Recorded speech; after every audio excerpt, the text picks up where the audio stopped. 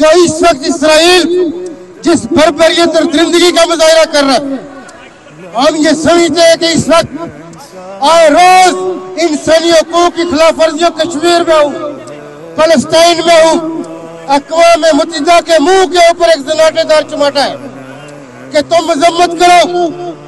कहीं भी जब भी मुसलमानों का मसला होगा सिर्फ मजम्मत उनके नसीब में आएगी।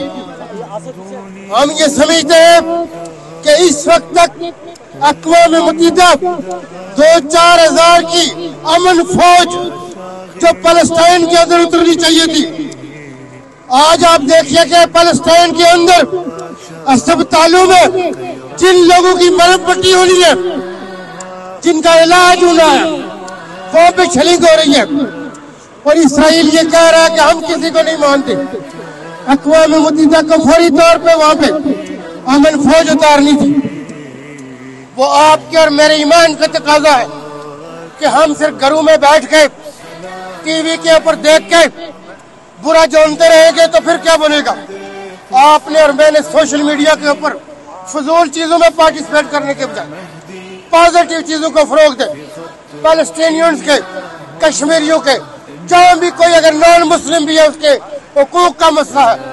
पाकिस्तान हमेशा हर मजलूम की आवाज बना है, दुनिया के हर मजलूम तबके की पाकिस्तान और पाकिस्तान के इदारे आवाज है। हमने इसराइल को तस्लीम नहीं किया था। इसराइल को मुज़ाकरात की टेबल पे आना होगा, उसको बैठ के बात करनी चाहिए।